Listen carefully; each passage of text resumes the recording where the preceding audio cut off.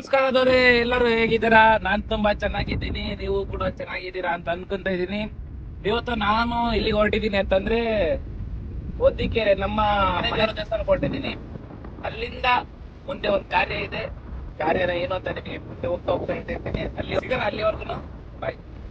ಇದೇ ನೋಡಿ ಒತ್ತಿಕೆರೆ ಸಿದ್ದಪ್ಪನ ದೇವಸ್ಥಾನ. ನಾವು ಮತ್ತೆ ನಮ್ಮ ಫ್ಯಾಮಿಲಿ ನಂಬಿರೋ ಬಹಳ ಪವರ್ಫುಲ್ ಗಾಡ್. ನಾವು ಮಾಡೋ ಎಲ್ಲಾ ಕಾರ್ಯಗಳಿಗೂ ಮುಂಚೆ ಈ ದೇವರ ಒಂದು ಆಶೀರ್ವಾದವನ್ನು ತಗೊಂತೀವಿ. ನಾವು ದೇವಸ್ಥಾನದಿಂದ ಡೈರೆಕ್ಟ್ ಬಂದಿದೆ ನಮ್ಮೂರಿಗೆ. ನಮ್ಮೂರಲ್ಲಾಗಲೇ ನನ್ನ ತಮ್ಮ ಟ್ರ್ಯಾಕ್ಟರ್ ತಗೊಂಡು ಜಮೀನ ರೆಡಿ ಮಾಡ್ತಾ ಇದ್ದ. ಏನಕ್ಕೆ ಜಮೀನ ರೆಡಿ ಮಾಡ್ತಾ ಇದ್ದ ಅಂತ ನಾವು ನಿಮಗೆ ಆಮೇಲೆ ಹೇಳ್ತೀನಿ. ಅವತ್ತು ಹಿಂದಿನ ದಿನ ರಾತ್ರಿ ನಮ್ಮೂರಲ್ಲಿ ಮಳೆ ಬಂದಿತ್ತು. ಮಳೆ ಬಂದಿರೋದ್ರಿಂದ ನೆಲ ಸ್ವಲ್ಪ ಒದ್ದೆ ಒದ್ದೆ ಇತ್ತು. ಅದರಲ್ಲೇ ನನ್ನ ತಮ್ಮ ಹೆಂಗೋ ಮಾಡಿ ಕಲ್ಟಿವೇಟರ್ ಹೊಡೆದ.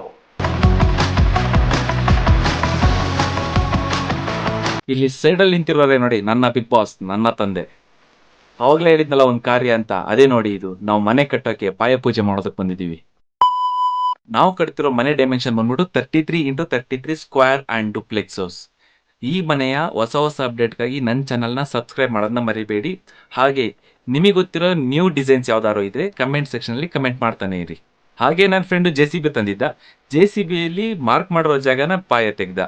ಮಳೆ ಬಂದಿದ್ರಿಂದ JCB ಕೂಡ ಸ್ವಲ್ಪ ಸ್ಟ್ರಕ್ ಆಗ್ಬಿಟ್ಟಿತ್ತು.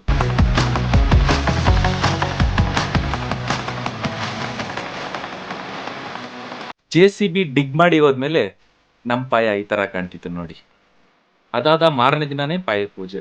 ಅವತ್ತು ರಾತ್ರಿ ಜೋರು ಮಳೆ. ಪವಾಡ ಏನು ಅಂತಂದ್ರೆ JCB ತೆಗ್ದಿರೋ ಆಯದಲ್ಲಿ ಕೂಡ ನೀರು ನಿಂತಿರ್ಲಿಲ್ಲ. ಇವರು ನಮ್ಮ ಅಕ್ಕ ಮಿಸಸ್ ಪೂಜಾ ನಾಗಭೂಷಣ್. ಇವರೇ ಆಯಕ್ಕೆ ಮೊದಲನೇ ಪೂಜೆ ಮಾಡಿದ್ದು.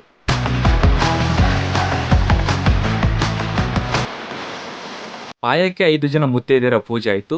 ಪೂಜೆ ಮಾಡಿದ ಎಲ್ಲರಿಗೂ ತಾಂಬೂಲ ಕೊಡೋದ್ರಲ್ಲಿ ಅಕ್ಕ ಮತ್ತೆ ನಮ್ಮ ಅಪ್ಪಾಜಿ ಬ್ಯುಸಿ ಆಗ್ಬಿಟ್ಟಿದ್ರು. ನಮ್ಮಮ್ಮ ಅವ್ರಿಗೆ ತಾಂಬೂಲ ಕೊಡು, ಇವ್ರಿಗೆ ತಾಂಬೂಲ ಕೊಡು ಅಂತ ಗೈಡ್ ಮಾಡ್ತಾ ಇದ್ರು.